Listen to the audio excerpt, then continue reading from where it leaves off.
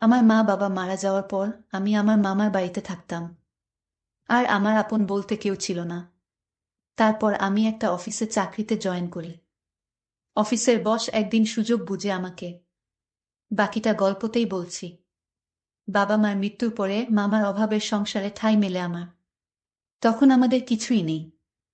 নদী ভাঙ্গনে বাড়িঘর, জমিজমা সব হারিয়ে বাবা মার সাথে শহরের ছোট একটা বাসায় উঠেছিলাম। এর মধ্যে আমার ছোট ভাইটা হারিয়ে গেল। আমার ছোট ভাইয়ার নাম ছিল রুমান। ক্লাস 9-এ পড়তো। আর আমি মাত্র ইন্টারমিডিয়েট পাশ করে অনার্সে ভর্তি হয়েছি তখন। কত স্বপ্ন ছিল ডাক্তার হব, কিন্তু ডাক্তারি পড়ার আর সামর্থ্য নেই তখন। বাবা খুব কষ্ট পেতেন কারণ ভর্তি পরীক্ষায় টিকেও ডাক্তারি পড়তে পারলাম না। আমি বাবাকে সান্ত্বনা দিয়ে যাই। আমার সান্ত্বনা মাথার উপর বটের ছায়া। বাবা মা আছে আমার। ভাগ্য আমাকে নিয়ে তামাশা করতে শুরু করে। একদিন অ্যাক্সিডেন্টে আমার বটের ছায়ারা চলে যায় না ফেরার দেশে। আমার ছোট ভাইকে হারিয়ে আমি একা হয়ে গেলাম। তারপর মামা ওনার বাসায় নিয়ে আসে। মামা এক অফিসের কর্মচারী ছিলেন। কোনো রকমের সংসার চলে যেত।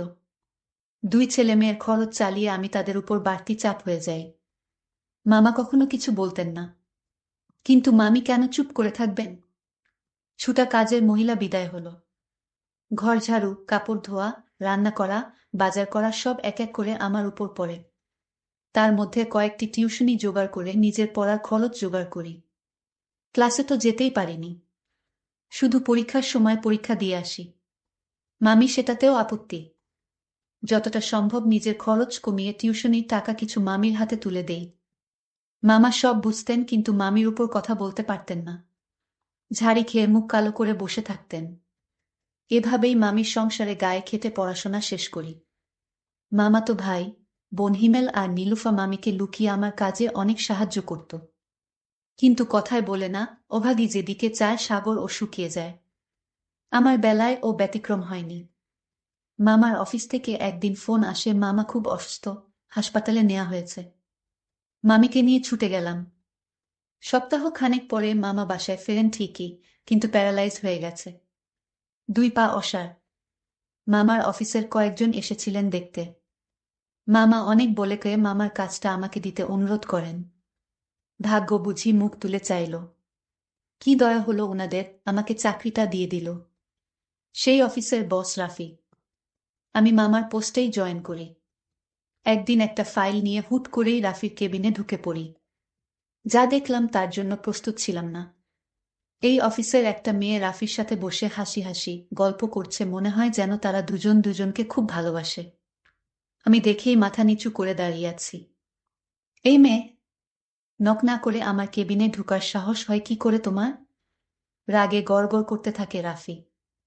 আই এম সরি স্যার, ভুল হয়ে গেছে। আসলেই আমি অন্যমনস্কভাবেই নক করতে ভুলে গেছি। কোথা থেকে এসব জুটেছে কে জানে। এই মেয়ে বাবা মা ভদ্রতা শেখায়নি। নাইমা নামের মেয়েটি এগিয়ে এসে বলল। এই মেয়ের মুখে ভদ্রতার কথা শুনে মেজাজ কারাক করছে আমার। আমার ভুল, আমাকে আরো কিছু বললেও মেনে নিতাম। কিন্তু আমার বাবা মাকে নিয়ে কেউ কিছু বললে আমি সহ্য করতে পারি না। এক্সকিউজ মি ম্যাম, আমার ভুল হয়েছে, আমি স্বীকার করছি। কিন্তু তাই বলে আপনি আমার মা বাবাকে তুলে কথা বলতে পারেন না। আর ভদ্রতা কাকে শেখাতে হবে সেটা তো দেখতেই পাচ্ছি। নিমা আমাকে চড় মারার জন্য হাত তুলতেই ওর হাত ধরে ফেলি। এক ঝাটকায় হাত সরিয়ে দেই। আমার ব্যবহারে নিমা বোকা হয়ে গেছে। ভাবতেও পারেনি এমনটা করতে পারবো।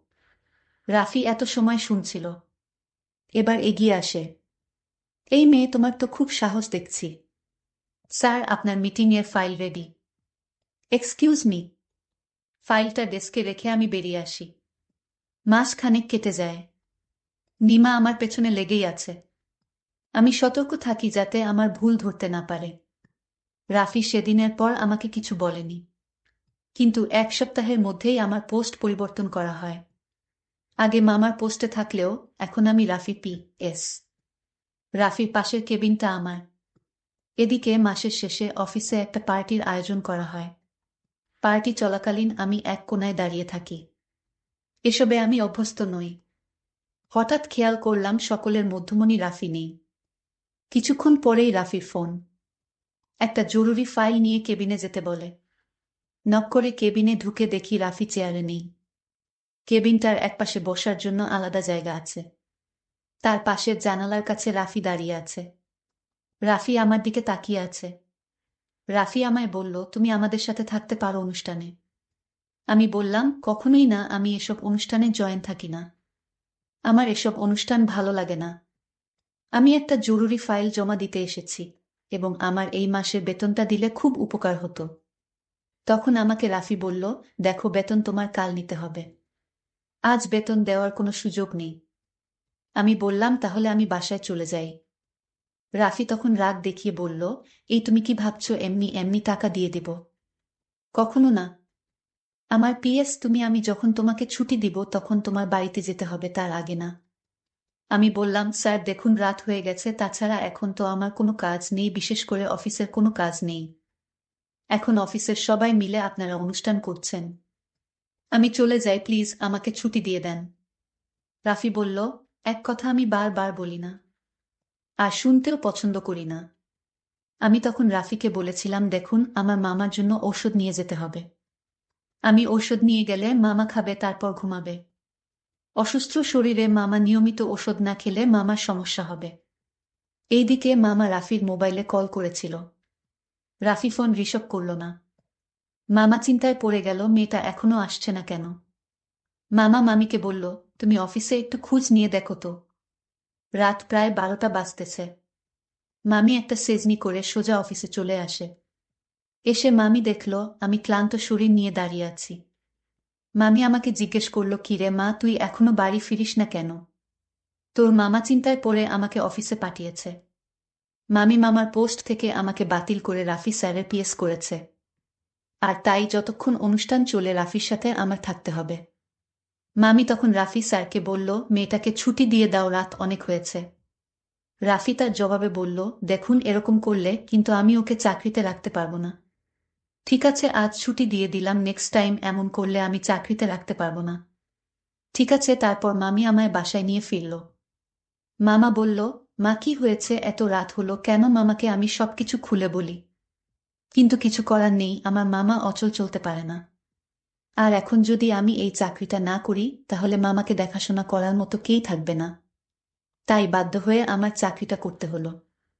আমি মামাকে বললাম, মামা তুমি কোনো চিন্তা করো না, আমি আছি, আর সব ঠিক হয়ে যাবে।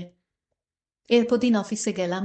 রাফি স্যার আমায় তার রুমে ডাকলো আর বলল, দেখো, কাল একটা প্রজেক্টের কাজে আমার শহরে যেতে হবে, তোমার আমার সঙ্গে যেতে হবে একদিনের জন্য।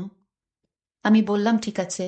আজ আমায় রাফি স্যার তাড়াতাড়ি ছুটি দিয়ে দিল আর বলল, কাল সকাল সকাল আসতে হবে। তাই পরদিন সকালে আমি অফিসে গেলাম। স্যার বলল, তোমার কিছু কাপড় চোপড় নিয়ে নাও, কারণ আজ না ফিরতে পারলে আমাদের থাকতে হবে। আমি আশ্চর্য হয়ে গেলাম, আজ শহরে থাকতে হবে? আমি মামাকে ফোন দিয়ে বললাম, মামা, আমি আজ বাড়িতে ফিরতে পারবো না, কারণ স্যারের সাথে একটা প্রজেক্টে কাজ করতে হবে, নইলে কোম্পানির অনেক টাকা লস হয়ে যাবে। মামা বলল, কি আর করবি মা, চাকরি বাঁচাতে হলে তোকে যেতেই হবে। আর শোনো মা, কোনো সমস্যা হলে ফোন করে আমাকে জানাস, ঠিক আছে? মামা, ওকে, ভালো থেকো। তারপর প্রাইভেট কার করে রওনা হলাম চট্টগ্রামে। স্যার আর আমি পিছনের সিটে বসলাম। স্যার মাঝে মাঝে আমার দিকে এক অন্যরকম দৃষ্টিতে তাকিয়ে থাকত। আমি তখন স্যারের হুঁশ ভাঙানোর জন্য বললাম, স্যার আপনার ছেলে মেয়ে কয়জন? স্যার তখন জবাবে বলল, আমার কোনো ছেলে মেয়ে নাই, আমি একা, আমি এখনো বিয়ে করিনি। দেখো, তুমি আমার পার্সোনাল বিষয় নিয়ে কোনো প্রশ্ন করবে না। তুমি আমার পিএস আর পিএসআর মতোই থেকা। ঠিক আছে স্যার, আমি আপনাকে আর কোনো প্রশ্ন করব না। রাফি স্যার তখন আমাকে জিজ্ঞেস করল, তুমি তোমার মামার জন্য চাকরি করছো কেন? তোমার মা বাবা ভাই বোন নেই? আমি বললাম, না, আমার মামা মামি ছাড়া এই দুনিয়ায় আমার কেউ আপন নেই। গল্প করতে করতে আমরা চট্টগ্রাম পৌঁছে গেলাম। রাত হয়ে গেল। স্যারের চট্টগ্রাম একটা অফিস আছে, থাকা খাওয়া দাওয়ার সব ব্যবস্থা আছে হোটেলের মতোই। আমি এবং রাফি স্যার রাতের খাবার খেয়ে আলাদা রুমে ঘুমাতে গেলাম। রাত যখন 1টা বাজে, রাফি স্যার তখন আমার রুমে টোকা দিল আর বলল, অরুণ, দরজাটা খুলো তো, তোমার রুমে আমার একটা অফিসের ফাইল রয়েছে। আমার রুমে রাফি স্যার আসলো আর বলল, শোন অরুণ, তোমার জন্য একটা গুড নিউজ আছে। আমি বললাম, বলুন স্যার। একথা বলতেই আমার মোবাইলে মামির ফোন আসে। মামি বলল, তোমার মামাকে হাসপাতালে নিয়ে আসলাম, তোমার মামা আবার স্ট্রোক করেছে। আমি হাসপাতালে আছি। ডাক্তার বলেছে 2 লাখ টাকা জমা না দিতে পারলে তোমার মামাকে বাঁচানো যাবে না। আমি বললাম, মামি তুমি চিন্তা করো না, আমি টাকার ব্যবস্থা করছি। তখন আমি রাফি স্যারের কাছে অনুরোধ করে বললাম, স্যার আমার মামাকে বাঁচাতে হলে 2 লাখ টাকা জরুরি লাগবে। প্লিজ আমাকে টাকাগুলো দেন, আমি চাকরি করে শোধ করে দেব। রাফি তখন আমাকে বলল, দিতে পারি একটা শর্তে। আমি বললাম, কি শর্ত? আমি সব শর্ত আমি মানব। রাফি তখন আমাকে কুপ্রস্তাব দিল। আমি বললাম, স্যার অন্য কিছু বলুন।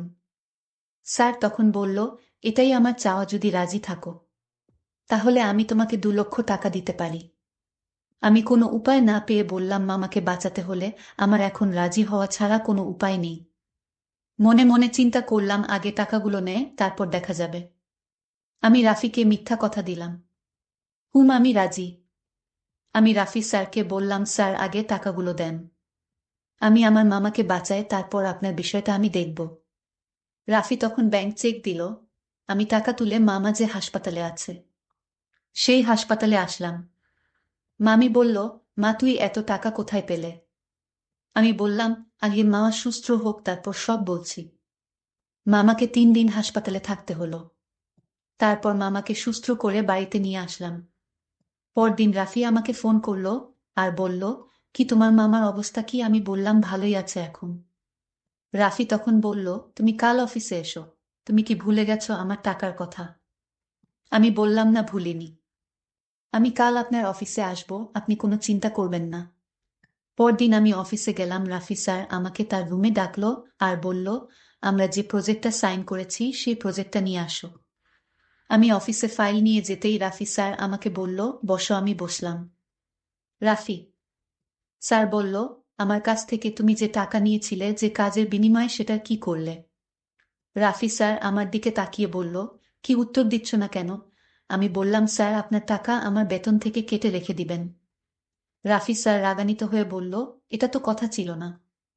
আমি বললাম, আমি আপনাকে মিথ্যা সান্ত্বনা দিয়ে টাকাগুলো নিয়েছি। আপনি যে প্রস্তাব আমাকে দিয়েছেন সেটা সম্ভব না। আপনার টাকা আমি ফেরত দিয়ে দিব। রাফি স্যার বলল, তাহলে এই মুহূর্তে টাকাগুলো দেন। আমি বললাম, স্যার কেমনে দিব এই মুহূর্তে? আপনার কি মাথা ঠিক আছে? রাফি স্যার আমার কথা সহ্য করতে না পেরে আমাকে চড় মারতে চেয়েছিল, কিন্তু আমি তার হাতটা ধরে উল্টো রাফি স্যারকে একটা থাপ্পড় মেরে দিলাম। রাফি স্যার বলল, কত বড় সাহস তোর, তুই আমার গালে চড় মারলি? এই অফিসের সবাই আমাকে বাঘের মতো ভয় পায়। তোর এত বড় সাহস, আজ থেকে তোকে এই অফিসের চাকরি থেকে বহিষ্কার করলাম। আমি চাই না আপনার অফিসে চাকরি করতে। আমি রিজাইন দিয়ে চলে আসলাম। যখন চলে আসি তখন আমার ছোট একটা মাইনি ব্যাগ ছিল, সেই ব্যাগে আমার আর আমার ছোট ভাইয়ের সাথে অর্থাৎ একসাথে ছবি ছিল। আমি ভুল করে অফিসের সেই ব্যাগটি ফেলে রেখে আসলাম। রাফি স্যার তখন সেই ব্যাগটা হাতে তুলে নিল। তখন ব্যাগটার ভিতরে ছবি দেখে সে চমকে উঠে, এটা তো আমার ছোটবেলার বোনের সাথে তোলা ছবি। আমি হতাশ হয়ে গেলাম। আমি তাড়াতাড়ি মেয়েটির বাসায় গেলাম। বলতে ভুলেই গেছিলাম, আমার বড় বোনের নাম ছিল রিনা। আমি তার বাসায় ঢুকতেই বলল, এই নিন আপনার টাকা, মামার যে জমিটুকু ছিল সেটা বিক্রি করে দিয়েছে। তার মুখে টাকাগুলো ছুঁড়ে ফেলে দিলাম। আপনি টাকাগুলো নিয়ে এক্ষুনি বাসা থেকে চলে যান। আমি বললাম, ঠিক আছে চলে যাব, তার আগে বলুন এই ছবিটা আপনার কাছে কিভাবে এলো? আপনি ভুল করে এই ছবিটা অফিসে ফেলে এসেছেন। সে উত্তর দিল, সেটা আপনার না জানলেও হবে, এটা আমার পরিবারের বিষয়। রাফি তখন বলল, আমি চলে যাব, কোনোদিন আসবো না, শুধু একবার বলুন ছেলেটির সাথে মেয়েটি কে? সে বলল, এটা আমার হারিয়ে যাওয়া ছোট ভাই, আমি ওর বড় বোন। আজ থেকে 20 বছর আগে আমি তাকে হারিয়ে ফেলেছি। রাফি তখন চোখের পানি ছেড়ে বলল, তার পায়ে পড়ে বলল, আমাকে মাফ করে দে আপু, এই ছবিটির ছেলেটি আমি। আমি তোমার ছোট ভাই। নদী ভাঙনে আমি হারিয়ে গিয়েছিলাম। তখন একজন বড় লোকের বাসায় কাজ করতাম। ওনারা তাদের ছেলে হিসেবে আমাকে দেখত, কারণ তাদের ছেলে মেয়ে ছিল না। আর তখন ওনারা আমার নামটা পরিবর্তন করে রাফি দিয়ে দেয়। তাদের ব্যবসার দেখাশোনার দায়িত্ব আমাকে দেন। আমি তোমার ছোট ভাই আপু। আমি তোমার সাথে যে অন্যায় করেছি আপু, সেটা ক্ষমার যোগ্য না। আপু তুমি আমায় ক্ষমা করে দাও। রিনা তখন চোখের পানি ছেড়ে বলল, আমি আমার ভাইকে পেয়েছি, এর চেয়ে আনন্দ আর কি হতে পারে। প্রিয় বন্ধুরা, গল্পটি তোমাদের কাছে কেমন লাগলো তা অবশ্যই কমেন্ট করে জানাইবা। আর এরকম নতুন নতুন গল্প পেতে আমাদের চ্যানেলটিকে সাবস্ক্রাইব করে পাশে থাকবেন। ধন্যবাদ।